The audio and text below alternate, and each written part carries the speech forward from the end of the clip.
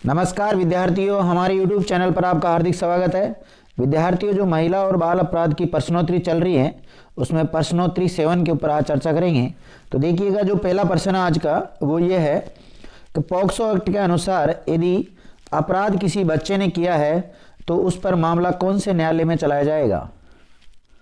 4 विकल्प आपके सामने दे रखे हैं।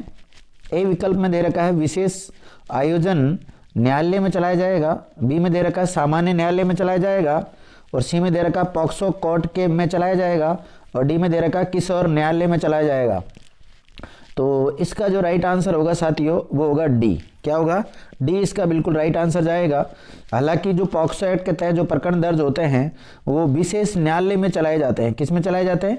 विशेष न्यायालय में उनका सुनवाई होती है। लेकिन अगर यही अपराध किसी बालक ने कर दिया है, किसने? बालक ने किया है, तो उसका जो किशोर न्यायालय होता है उसमें चलता है। यहाँ पे मैंने जो लिख रखा है ये आपको, इसका तो आंसर आपको डी मानना है। लेकिन ये जो पॉक्सो कोर्ट लिख रखा है इसको हम विशेष न्यायालय भी बोलते हैं। क्या बोलते हैं इसको? विशेष न्यायालय भी इसको बोलते हैं, विशेष न्यायालय। ठीक है। तो पॉक्सो कोर्ट में होती वैसे तो सुनवाई, अगर कोई वयस्क अपराध करता है तो पॉक्सो कोर्ट में सुनवाई होती, और चिल्ड्रन अगर कोई ऐसा अपराध कर देता है पॉक्सो एक्ट से संबंधित तो उसकी सुनवाई किशोर न्यायालय में होती है। ठीक है। नेक्स्ट है सेकंड नंबर का जो प्रश्न है, इसको देखिएगा। किशोर न्याय अधिनियम 2015 की किस धारा के अधीन राज्य सरकार के द्वारा जिला बालक संरक्षण एकक की स्थापना की जाती है? और नीचे 4 धाराएं दे रखी, धारा 103, 105, 106 और 107। तो इसका जो राइट आंसर जाएगा 106। इसमें राज्य सरकार के द्वारा जो जिला बालक संरक्षण एकक का मतलब होता है साथियों यूनिट। क्या होता है एकक का मतलब? अगर पूछ लिया जाए एकक का यहाँ पे अर्थ क्या लिया गया है? यूनिट से लिया गया है, जिसको हिंदी में इकाई बोलते हैं। लेकिन कानूनी लैंग्वेज में यहाँ पर जो शब्द है आपको एकक देखने को मिल सकता है। तो इसका जो राइट आंसर है वो क्या होगा? सी होगा। नेक्स्ट देखते हैं तीसरे नंबर का प्रश्न। तीसरा प्रश्न ये है साथियों, राष्ट्रीय एवं राज्य बाल संरक्षण आयोग के मुख्य कार्यों में शामिल है। ए ऑप्शन, बच्चों के अधिकारों को सुरक्षित करना और उल्लंघन होने पर जांच एवं कार्रवाई करना। बी में दे रखा है ये सुनिश्चित करना कि सरकार विशेष न्यायालयों की स्थापना करे। सी में दे रखा है न्यायालय में चल रहे मामलों की संख्या का ब्यौरा लेना और मामलों की वर्तमान जानकारी रखना। डी ऑप्शन में दे रखा है सभी, और ये ऑप्शन में दे रखा है नोटा। तो इसका जो राइट आंसर जाएगा वो जाएगा डी। क्या जाएगा? डी। यानी कि ए बी सी में जो बातें लिख रखी है उपयुक्त सभी इसका बिल्कुल राइट आंसर है। तो तीसरे का आंसर क्या होगा? डी होगा। चौथा प्रश्न आज मैं लेके आया हूँ 30%। कितने परसेंट है? 30। तो अभी हमारा चौथा नंबर का प्रश्न चल रहा है, इसको देखिएगा आप। ऐसा व्यक्ति जो किसी विनिर्दिष्ट प्रयोजन के लिए जिम्मेदारी स्वीकार करता है वो कहलाता है, पहला बालक हितैषी व्यक्ति, बी में बालक का भार साधक व्यक्ति, सी में योग्य व्यक्ति, और डी में कोई नहीं। तो इसका जो राइट आंसर जाएगा वो क्या जाएगा साथियों? सी, योग्य व्यक्ति। क्या जाएगा? योग्य व्यक्ति। और इसका योग्य व्यक्ति का जो उल्लेख मिलता है यानी कि ऐसा व्यक्ति जो किसी विनिर्दिष्ट प्रयोजन के लिए जिम्मेदारी स्वीकार करता है, इस योग्य व्यक्ति को परिभाषित कर रखा है धारा 2 में। और धारा 2 की भी सब क्लोज देखे तो 28। धारा 2 ही करनी, वैसे 2 तक ही पूछा जाएगा आपसे, इतना डीप नहीं पूछा जाएगा कि 2 की सब क्लोज 28 में क्या है। ठीक है, इतना डीप नहीं आएगा आपके। अब देखते हैं अगला प्रश्न जो है हमारा वो ये है 5वें नंबर का प्रश्न। किशोर न्याय अधिनियम की धारा 2 में परिभाषित किया गया है, और 2 की भी कौन सी? सब क्लोज 31 में संरक्षण। बी में दे रखा है अंतर्देशीय दत्तक ग्रहण, सी में जघन्य अपराध, और डी में योग्य व्यक्ति। तो 2 सब क्लोज 31 में क्या दे रखा है? इसमें दे रखा साथियों संरक्षण के बारे में बता रखा है। तो ए ऑप्शन इसका बिल्कुल राइट आंसर होगा। ठीक है। छठा नंबर का जो प्रश्न है इसको देखिएगा आप। किशोर न्याय अधिनियम की धारा 2 के खंड 33 यानी कि 2 सब क्लोज 33 के अधीन 7 साल या उससे अधिक के कारावास के दंडनीय अपराध कहलाते हैं। तो छठे का आंसर होगा जघन्य अपराध कहलाते हैं। जो 7 साल से अधिक मामले होते हैं जिनमें दंड का प्रावधान कर रखा है उनको हम जघन्य अपराध भी कहते हैं। ठीक है। 7वें नंबर का प्रश्न है, इसको देखिएगा। 7वें नंबर का अंतर्देशीय दत्तक ग्रहण की कोटि में आता है भारत से अनिवासी द्वारा दत्तक ग्रहण, भारतीय मूल के किसी व्यक्ति द्वारा दत्तक ग्रहण या किसी विदेशी द्वारा दत्तक ग्रहण या सभी। तो अंतर्देशीय दत्तक ग्रहण की कोटि में क्या आएगा साथियों, इसका आंसर होगा डी, यानी उपर्युक्त सभी। और इसका बारे में जो अंतर्देशीय दत्तक ग्रहण होगा इसका उल्लेख कर रखा 2 सब क्लोज धारा 34 में। 2 की सब क्लोज धारा 34 है, उसमें बात बता रखी है कि भारत से अनिवासी द्वारा दत्तक ग्रहण या भारतीय मूल के किसी व्यक्ति द्वारा दत्तक ग्रहण या किसी विदेशी द्वारा दत्तक ग्रहण, ये सारी बातें अंतर्देशीय दत्तक ग्रहण की कोटि में आती है। और अंतर्देशीय दत्तक ग्रहण का जो उल्लेख मिलता है जे एक्ट 2015 की धारा 2 की सब क्लोज 34 में मिलता है। ठीक है, नेक्स्ट देखते हैं।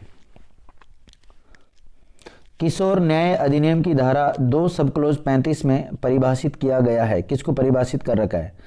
तो 4 विकल्प आपके सामने दे रखे हैं। परित्यक्त बालक, बालक को, किशोर को, पश्चातवर्ती देखरेख बालक को। तो किशोर को परिभाषित कर रखा है 35 में, यानी कि धारा 2 है उसमें किशोर को परिभाषित किया गया है। लेकिन अगर धारा 2 में भी सब क्लोज पूछी जाए तो धारा 2 की सब क्लोज 35 में इस बात को बता रखा है। ठीक है, 90 नंबर का प्रश्न है।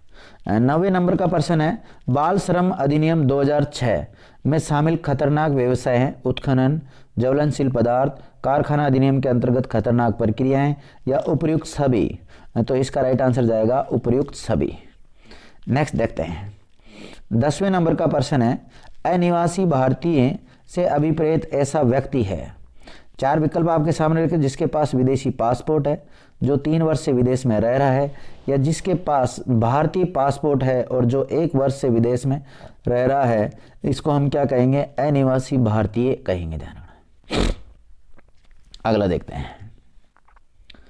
ऐसा व्यक्ति जिसके जैविक या दत्तक एडॉप्ट माता पिता या विधिक संरक्षक नहीं है, उसको हम क्या कहेंगे? देखरेख के योग्य नहीं है, अनाथ, देखरेख के योग्य है और परित्यक्त, तो उसको हम कहेंगे अनाथ। क्या कहेंगे? उसको हम अनाथ कहेंगे। और इस अनाथ शब्द को जे एक्ट 2015 की धारा 2 में परिभाषित कर रखा है।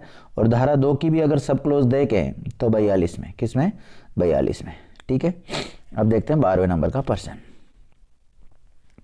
12वें नंबर का प्रश्न है, किशोर न्याय अधिनियम की धारा 2 सब क्लोज 45 के अधीन छोटे अपराधों में आते हैं अधिकतम 1 वर्ष की अवधि से दंडनीय अपराध, अधिकतम 3 वर्ष की अवधि से दंडनीय अपराध, अधिकतम 5 वर्ष तक की अवधि से दंडनीय अपराध। डी में दे रखा सभी और ये में दे रखा नोटा।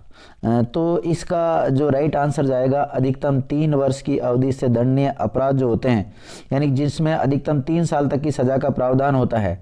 जे एक्ट की धारा 2 सब क्लोज 45 के अधीन उनको छोटे अपराध माना गया है। ठीक है, अब देखते हैं 13 नंबर का प्रश्न देखते हैं। 43 गलती से बुला गया। तो 13वां नंबर का जो प्रश्न है उसको देखिए। बाल श्रम के दुष्प्रभावों में शामिल है और बाल श्रमिकों का शोषण, बच्चों के विकास में बाधक, बच्चों की शिक्षा पर प्रतिकूल प्रभाव और सभी। तो इसका आंसर जाएगा डी। बाल श्रम के दुष्प्रभावों में बाल श्रमिकों का शोषण होता है, बच्चों के विकास में बाधक है, बिल्कुल है, बच्चों की शिक्षा पर प्रतिकूल प्रभाव पड़ता है। तो ये जो तीनों ही विकल्प है वो सही है। तो इसका राइट आंसर क्या जाएगा? उपयुक्त सभी, डी। ठीक है, 14वें नंबर का प्रश्न देखते हैं। परिवीक्षा अधिकारी से अभिप्रेत है। परिवीक्षा अधिकारी से अभिप्रेत है। 4 विकल्प दे रखे हैं। राज्य सरकार के द्वारा अपराधी परिवीक्षा अधिनियम के अधीन नियुक्त अधिकारी, राज्य सरकार के द्वारा जिला बालक संरक्षण एकक के अधीन नियुक्त अधिकारी, और दोनों नहीं। तो इसका आंसर जाएगा दोनों। राज्य सरकार के द्वारा जो अपराधी परिवीक्षा एक्ट बना हुआ है उसके अधीन नियुक्त जो अधिकारी होता है उसको परिवीक्षा अधिकारी कह सकते हैं।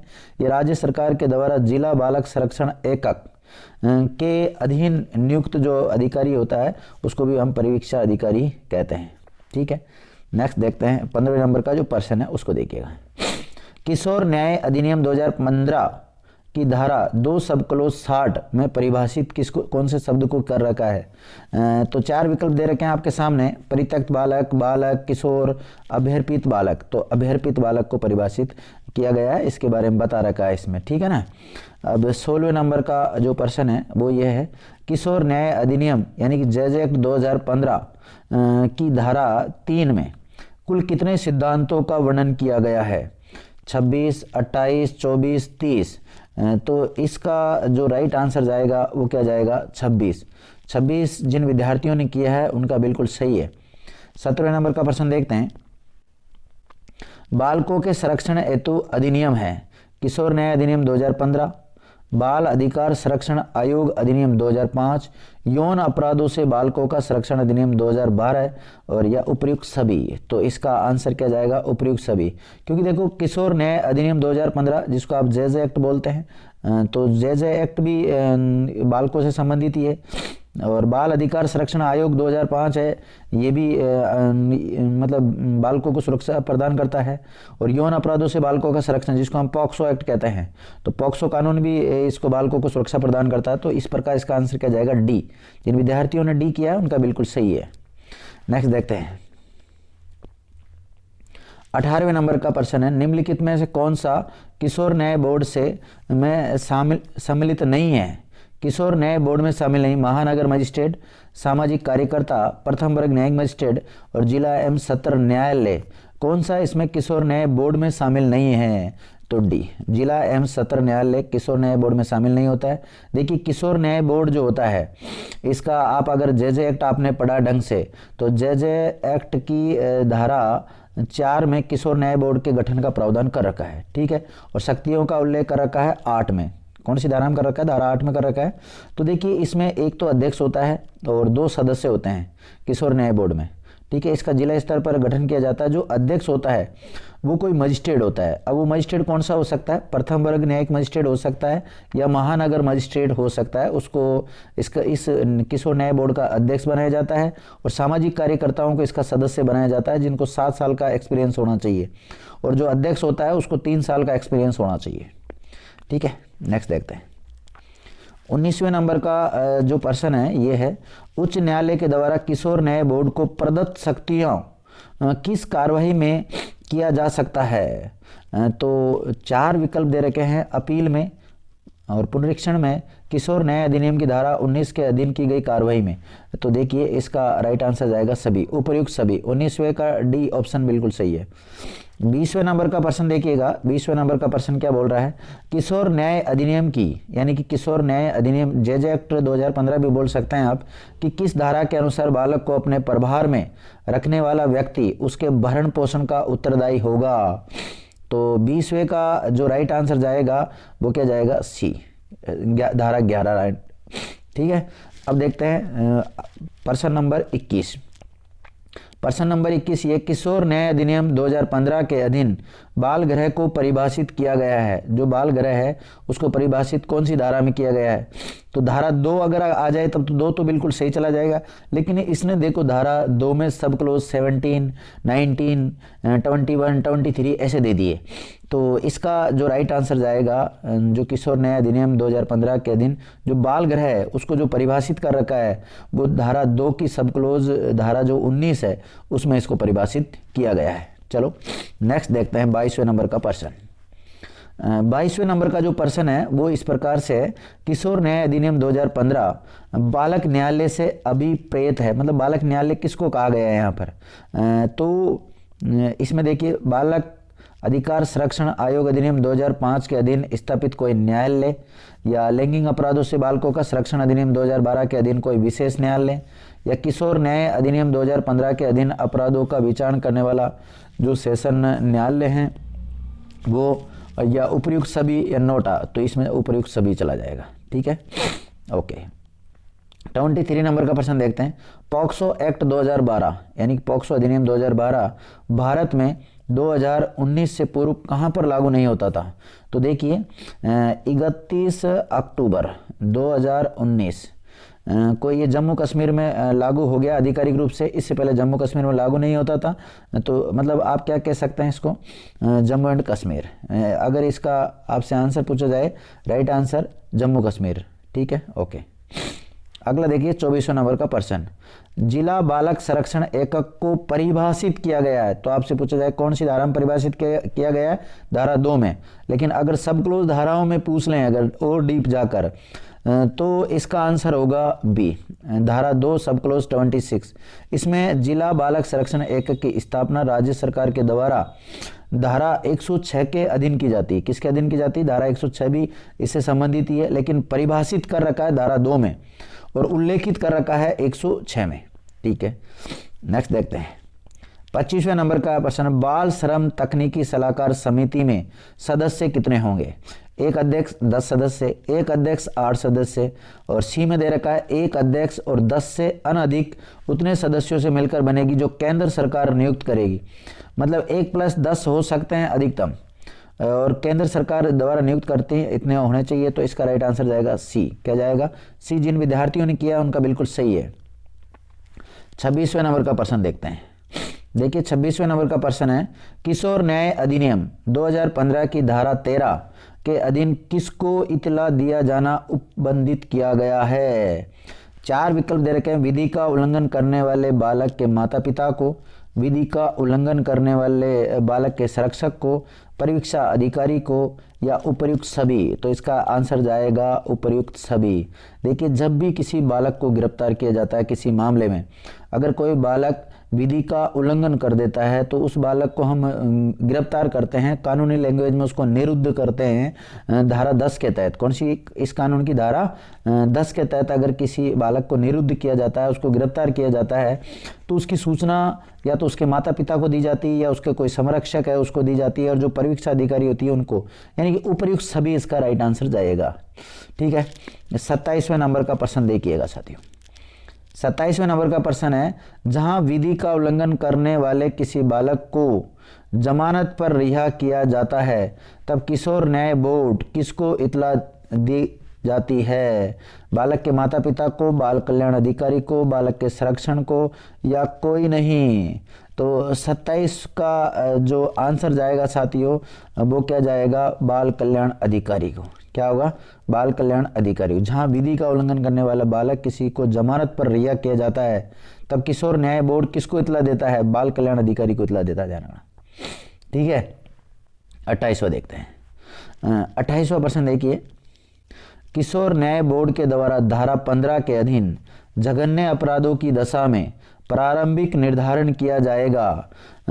इसके बारे में 4 विकल्प दे रखे हैं। बोर्ड के समक्ष बालक को प्रथम बार पेश किए जाने के 3 महीने के भीतर भीतर। बी में दे रखा बोर्ड के समक्ष बालक को प्रथम बार पेश किए जाने के 6 माह के भीतर भीतर, या सी में दे रखा बोर्ड के समक्ष बालक को प्रथम बार पेश किए जाने के 4 मास के भीतर भीतर, और डी में दे रखा बोर्ड के समक्ष बालक को प्रथम बार पेश किए जाने से 9 मास के भीतर भीतर या 9 महीने के भीतर भीतर। तो राइट आंसर जाएगा इसका ए, यानी कि जैसे बोर्ड के समक्ष बालक को पहली बार पेश किया जाता है तो 3 महीने के भीतर भीतर किशोर न्याय बोर्ड के द्वारा धारा 15 के अधीन जघन्य अपराधों की दशा में उसकी प्रारंभिकता निर्धारण करनी होती है। जैसे कोई बालक है जिसकी एज 16 से 18 के बीच में है और उस बालक ने कोई जघन्य अपराध कर दिया। जघन्य अपराध उनको कहते हैं जिसमें 7 वर्ष से अधिक सजा का प्रावधान है। ऐसा कोई अपराध बालक ने कर दिया तो उसके लिए एक कमेटी बनाई जाती है और कमेटी ये निर्धारित करती है कि बालक एक वयस्क की भांति हो गया है या अभी भी बालक की तरह इसकी सोच वगैरह जो भी है। उस समिति में जैसे डॉक्टर शामिल होते हैं, मनोवैज्ञानिक शामिल होते हैं, उनके द्वारा रिपोर्ट दी जाती है। उसके बाद में इस बोर्ड के द्वारा जांच शुरू की जाती है। ठीक है ना। नेक्स्ट देखते हैं 29। किशोर न्याय बोर्ड के समक्ष लंबित मामलों का पुनर्विलोकन करने का अधिकार प्राप्त किसको है? और 4 विकल्प आपके सामने दे रखे हैं। प्रथम वर्ग न्यायिक मजिस्ट्रेट को, ठीक है, महानगर मजिस्ट्रेट को, या मुख्य न्यायिक मजिस्ट्रेट को। तो साथियों जो वैसे किशोर न्याय बोर्ड का जो अध्यक्ष होता है वो प्रथम वर्ग न्यायिक मजिस्ट्रेट या महानगर मजिस्ट्रेट होता है। तो अब ये तो पुनर्विलोकन कर नहीं सकता इस रैंक के जो जज है वो तो फिर मुख्य न्यायिक मजिस्ट्रेट कौन करेगा? मुख्य न्यायिक मजिस्ट्रेट यानी सीजेएम कौन करेगा? सीजेएम इसका मतलब पुनर्विलोकन कर सकता है। ध्यान रखना, उसको पावर दे रखा सीजेएम को। हिंदी में बोलते हैं मुख्य न्यायिक मजिस्ट्रेट। अब 30वें नंबर का प्रश्न है और आज का अंतिम प्रश्न आ चुका है और अंतिम प्रश्न को आप ध्यान से पढ़िएगा। मुख्य न्यायिक मजिस्ट्रेट अर्थात मुख्य न्यायिक मजिस्ट्रेट को सीजेएम बोलेंगे शॉर्ट में इंग्लिश में, ठीक है। और प्रत्येक में एक बार किशोर न्याय बोर्ड के समक्ष लंबित मामलों का पुनर्विलोकन कर सकता है। कब कर सकता है? पुनर्विलोकन करेगा वो कौन? सीजेएम। ठीक है, सीजीएम करता है। लेकिन एक बार किसी नए बोर्ड के समक्ष लंबित मामलों का पुनर्विलोकन कब करेगा ये? 3 माही, 6 माही, 1 वर्ष या नोटा? तो 3 माही, प्रत्येक 3 माह में ये पुनर्विलोकन कर सकता है। तो इस प्रकार ये 30% थे साथियों, और ये 30% पूरे कंप्लीट हो चुके हैं। आपको हमारे कंटेंट कैसे लगे, अच्छे लगे तो अधिक से अधिक लोगों के साथ शेयर कर दीजिए। अब फिर 7 प्रश्नोत्तरी तो हो चुकी है, अब 8वीं प्रश्नोत्तरी के साथ हम वापस मिलेंगे आपसे। थैंक यू मित्रों, गुड नाइट।